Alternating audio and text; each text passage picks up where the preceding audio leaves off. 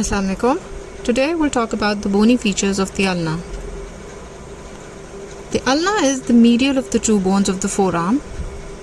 A view showing the relationship of the ulna superiorly with the humerus as well as inferiorly its relationship with the wrist joint. Here again you can see the medial bone ulna in pink. Alright, so this is the ulna and this is how you will hold it in its anatomical position. Okay. Now, looking at the ulna, you can see that the upper end of the ulna, this, has a very pronounced, prominent hook-like shape. All right. So it's forming a hook. So when determining the side of the ulna, it's important to know that this is the upper end. The prominent hook-shaped end is the upper end, and then you have the shaft, and the lower end here has a small head and a pointed part which projects posteromedially, which is known as the styloid process. Okay, so this is the styloid process and this is the head of the ulna. Now important to remember here that the head of the ulna is in fact present inferiorly as opposed to the head of the radius, which is present superiorly. Okay, so the upper end has a pronounced hook-like shape. So we will not hold it like this. All right. The first point would be that this is the correct orientation of this bone. This will be the upper end, and the small part, which a small end which has a head and a styloid process, is the lower end. All right. After that, another thing to remember is that on the upper end you have a notch here. Right. This notch is known as the radial notch. Let me just mark it to make it easier for you to appreciate this. So this part is the radial notch. Now this should be facing laterally because this is the part where it's going to articulate with the radius. So this should be facing laterally. The hook-like projection, so this concavity of this hook needs to be facing anteriorly. All right, so this is known as the trochlear notch. This faces anteriorly, the radial notch faces laterally, and the styloid process on the lower end is posteromedial. All right. Another thing to remember is that of the three borders, now the ulna has three borders. It has an anterior border, a posterior border, and a lateral border. The sharpest of the three borders, which in this case is this one, is the lateral border. All right, and this is where the interosseous membrane is attached. So interosseous means inter means between, osseous obviously means bones, so interosseous means between the bones. So you have the radius here and you have the ulna next to it. So the interosseous border, so the lateral border is also known as the interosseous border, and the interosseous border is going to face laterally. So when you consider all these points, you can determine that this bone here, this is the left bone. So it's the left ulna. All right. The concavity facing anteriorly, this is the upper end. The lower end, the styloid process facing posteromedially, and the radial notch here, and the interosseous or lateral border would be lateral. Now, as we've talked about before, the ulna has an upper end, a lower end, and a shaft. So we'll start with the bony features from the upper end. The upper end has two processes, the olecranon process and the coronoid process. And it has two notches, the trochlear notch and the radial notch. Okay, so here we can see the upper end of the ulna. So this part here is the upper end of the ulna. Now, we just said that the ulna has two processes and two notches. So this part here, this projection here, this is the olecranon process. Okay, and this part here that I'm holding right now, which is projecting anteriorly, this is the coronoid process. Okay, so we have two processes, the olecranon process and the coronoid process. And then we have two notches. So we have the trochlear notch here. This notch is the trochlear notch. And then this notch that we talked about before as well is the radial notch. All right, so two processes and two notches. This is the olecranon process. This is the coronoid process. This hole is the trochlear notch and this is the radial notch. All right, so let's talk about the olecranon process. Now the olecranon process, this one here, this projects upward from the shaft. It has 5 surfaces, okay? So it has an anterior surface. So this part here,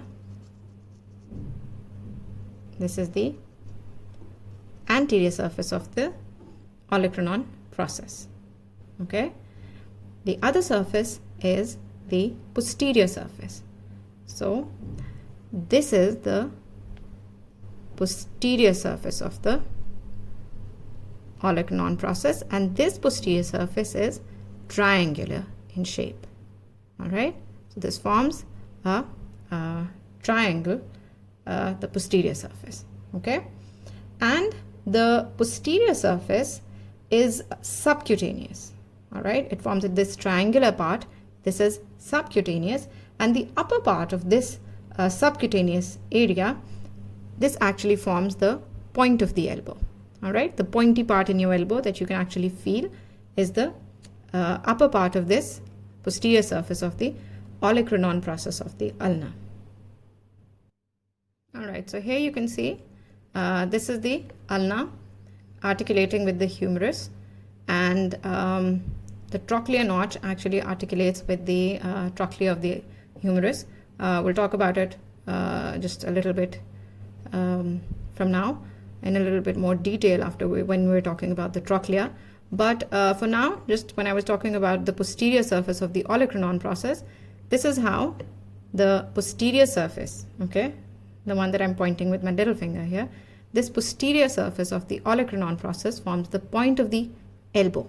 This is subcutaneous and it is separated from the skin by the presence of a bursa. So we've talked about the anterior surface here. This is the anterior surface, okay? And this anterior surface, I forgot to tell you earlier, this is actually an articular surface. This anterior surface forms the upper part of the trochlear notch. So this hole is the trochlear notch, all of this, and just this part here, which is formed by the anterior surface of the olecranon process, is forming the upper part of the articular surface, which is the trochlear notch. All right, so this is the posterior surface of the olecranon process, and this is continuous below with the posterior border of the shaft of the ulna. Okay, so after the anterior and the posterior surface, this is the medial surface. Okay, so maybe I've made this line a little bit too far into the medial surface. The posterior surface is about here, all right, and then this part here is this is the medial surface. Okay, so I've tried to make it easier for you to see. So the part in red here is the medial surface of the olecranon process of the ulna. Okay, after that we have the lateral surface. Okay, so this, I've highlighted it in blue, but it appears black right now. But anyway, this is the lateral surface of the olecranon process. Okay, this is, so again, this is the anterior surface. Okay, the one in red shows you the medial surface. The medial surface is continuous below with the medial surface of the shaft.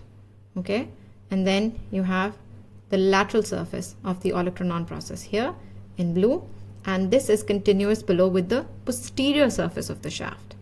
And then we have the posterior surface of the olecranon process. It is triangular and subcutaneous, and it is continuous below with the posterior border of the shaft of the ulna. And the last surface is the superior surface. So here we can see this is the superior surface, all right, and in its posterior part, this superior surface has a rough area. Okay, so this roughened area in the posterior surface of the olecranon process. Okay, and this is where the insertion of the triceps brachii is, in this rough part. Okay, so we have the 5 surfaces of the olecranon process. Okay, just a close-up of the olecranon process. So this is the anterior surface. It is forming the superior part of the articular surface of the trochlear notch. Okay, so this is the anterior surface of the olecranon. Then you have the medial surface. This is the medial surface, and it is continuous below with the medial surface of the shaft. Then this triangular one is the posterior surface, continuous below with the posterior border of the shaft. And then you have the lateral surface here in blue, which shows you which is continuous below with the posterior surface of the shaft. And then you have the superior surface, and in the superior surface here you have, in the posterior part of the superior surface, you can see in red a roughened area where you have attachment of the triceps brachii muscle. Okay, let's move on to the second process in the upper end. This is the coronoid process. Okay, now this coronoid process, it projects forward from the shaft just below the olecranon process. So this is the olecranon and this is the coronoid, and it projects forward from the shaft just below the olecranon process. Okay, now this process has 4 surfaces. Okay, so it has an anterior surface, medial surface, a lateral surface, and a superior surface. So for the coronoid process, this is the superior surface in red. Okay, so the superior surface is again articular, and it forms the inferior part of the trochlear notch. The superior part of the trochlear notch is formed by the anterior surface of the coronoid process, and the inferior part of this trochlear notch is formed by the superior surface of the coronoid process. So this is the superior surface. Okay, so the anterior surface of the coronoid process is triangular and quite rough, as you can see. All right, and in its lower part, this surface forms the ulnar tuberosity. Okay, so the lower part of the anterior surface forms the ulnar tuberosity. After that, we have the lateral surface of the coronoid process. So this is the lateral surface of the coronoid process. In the upper part of this lateral surface, there is a notch which is known as the radial notch, and this is where articulation with the head of the radius takes place. Okay, so this is the radial notch, and this is where the head of the radius comes to get articulated here. Okay, and this here forms the superior radio-ulnar joint. Okay,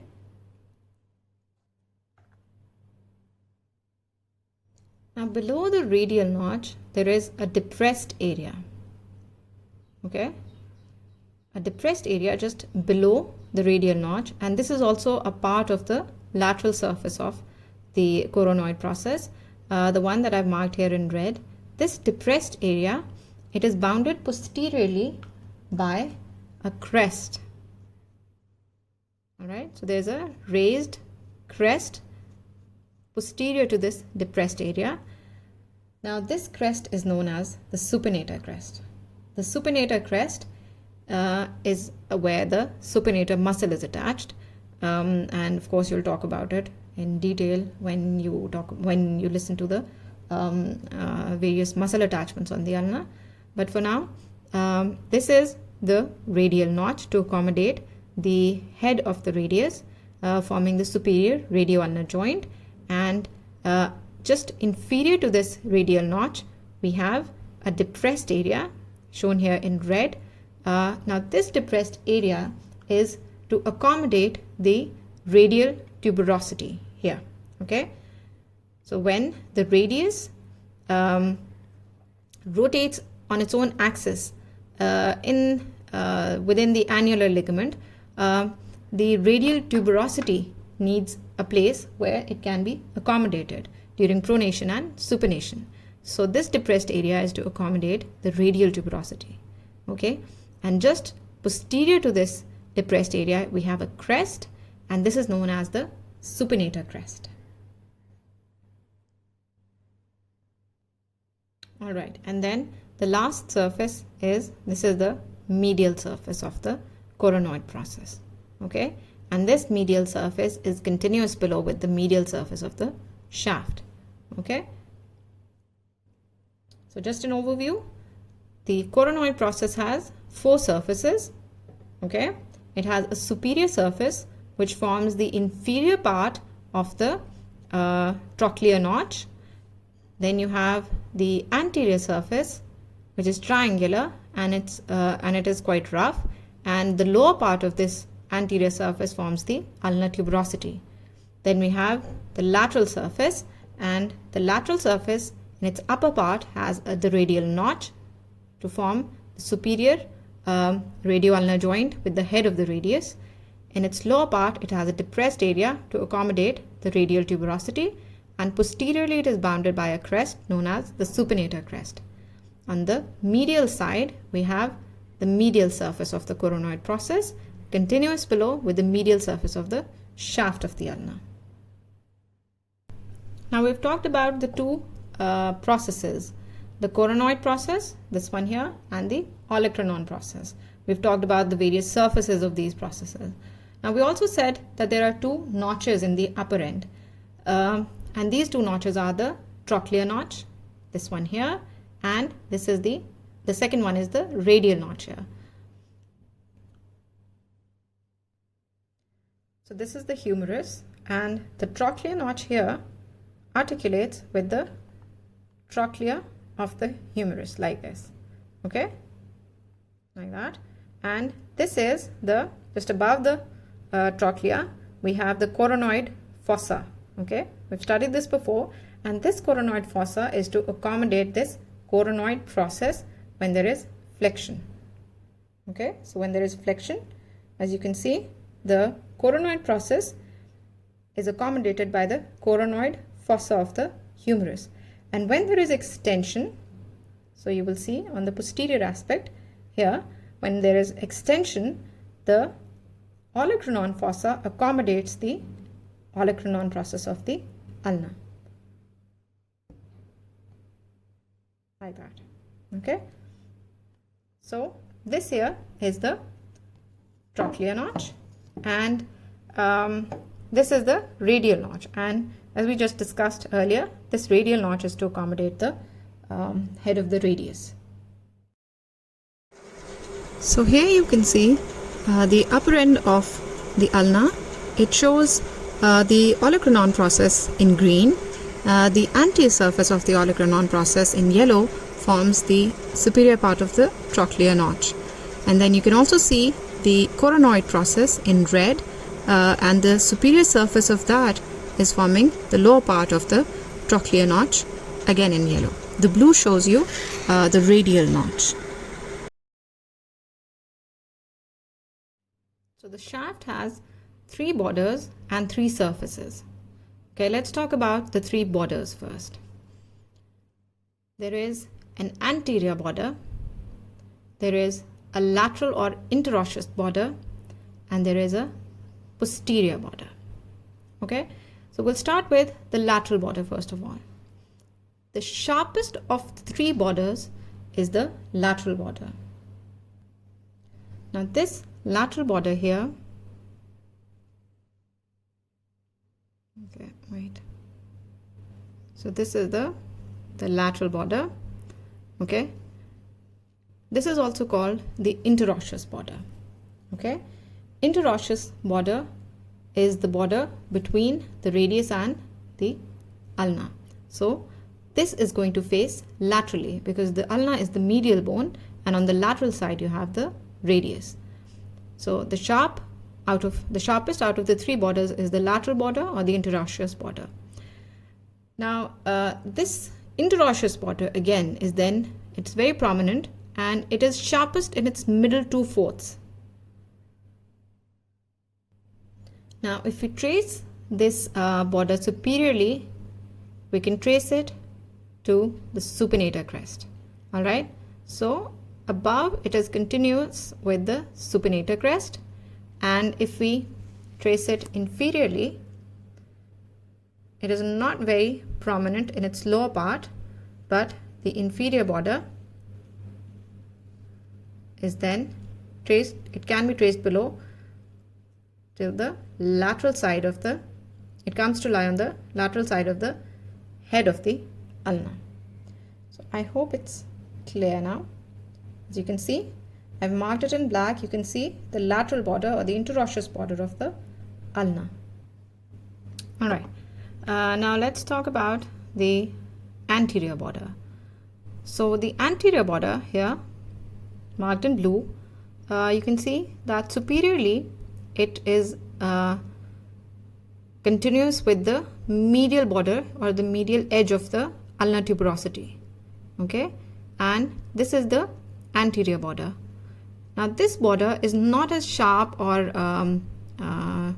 prominent as the lateral or interosseous border. It's quite thick and rounded, and in the lower part, in its lower part, this anterior border, it moves slightly backwards. Okay, so it's coming here, and then in the lower part it moves backwards, and then it terminates by ending at the medial side of the styloid process. So as you can see, this is the medial side, this is the lateral side, okay, and this is the styloid process, and just medial to that you have the termination of the anterior border of the ulna.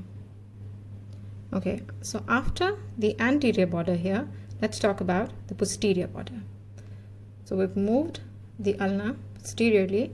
Now here you can see the posterior surface of the olecranon process, which is triangular and subcutaneous. Now at the apex of this posterior surface is the beginning of the posterior border of the ulna. Okay, the posterior border of the shaft of the ulna. So this in black marks the posterior border, and this then goes and gets terminated at the base of the styloid process here. Okay, so this is the posterior border. So just to give a review, we have the sharpest of the three, we have the lateral or interosseous border. It begins above at the supinator crest and terminates below on the lateral side of the head of the ulna. Then we have the anterior border. This anterior border begins from the medial margin of the ulnar tuberosity, and it's rounded and not very sharp, and it in the lower part it moves backward and terminates on the medial side of the styloid process. And then this is the posterior border. Begins above at the apex of the triangular posterior surface of the olecranon process and terminates below at the base of the styloid process. Okay, now this I've tried to make a shaft of the ulna. All right, so you have an anterior border, then you have the lateral or interosseous border, and then you have a posterior border. Okay, now between the anterior and the lateral borders you will have the anterior surface. Between the anterior and the posterior border you will have the medial surface, and then between the lateral and the medial surface posteriorly you will have the posterior surface. Okay, so here we can see between this anterior border and this lateral border, this is the anterior surface. Between this anterior border and the posterior border here, we have the medial surface. And then between this posterior border and the lateral border, we have the posterior surface. Okay, so we have the anterior border here and the lateral border here, and this is the anterior surface. Now on the anterior surface we have a nutrient foramen. Now let me just get this close and see if you can actually appreciate this. So here we have the nutrient foramen, okay, on the anterior surface. And then this is the medial surface, and this medial surface is continuous above with the medial surface of the coronoid process as well as the medial surface of the olecranon process. Then we have the posterior surface here. Now the posterior surface is divided into three parts by the presence of two lines. There is an oblique line and there is a vertical line. Now the oblique line, this oblique line was not very appreciable in this bone, but there's an oblique line here, and this divides the posterior surface into an upper and a lower part. The lower part is then divided by the presence of a vertical line. Now this vertical line is quite prominent in this bone. Okay, so I hope you can appreciate this vertical line here. Now this vertical line divides the posterior surface into a medial and a lateral half. Okay, so there's a very prominent vertical line in this particular bone at least, which divides the posterior surface into a, so there is going to be a medial half here and a lateral half here. Okay. Alright, so let's move on to the lower end of the ulna. Now in the lower end of the ulna we have two parts. We have the head of the ulna. So this rounded part here is the head of the ulna. Again, as I've mentioned it before, the head of the ulna lies inferiorly as opposed to the head of the radius, which lies superiorly. Okay, so this is the head of the ulna, and this pointed part here is the styloid process of the ulna. Now when you look at your wrist here, you can see a prominent part, more prominent in some people as compared to others, but this prominent bony part, which you can actually feel quite easily, this is actually the styloid process of the ulna, which I just showed you. Okay, so the prominent protruding part here, which you can feel, is the styloid process of the ulna. Okay, so the head of the ulna articulates with the ulnar notch of the radius to form the inferior radioulnar joint. Okay, now here I have it. This is actually not the right radius, it's the not the left radius, it's actually the right radius. So this is not the correct representation of how it is, but just to give you an idea, since this is the left ulna, it would be more appropriate to show you how the articulation takes place with the left radius. But since this is the one I have here right now, this notch, the ulnar notch on the radius, articulates with the head of the ulna to form the inferior radioulnar joint. Okay, now this head does not take part in directly take part in articulation at the wrist joint. Okay, it is actually separated from the wrist joint by the presence of a disc here.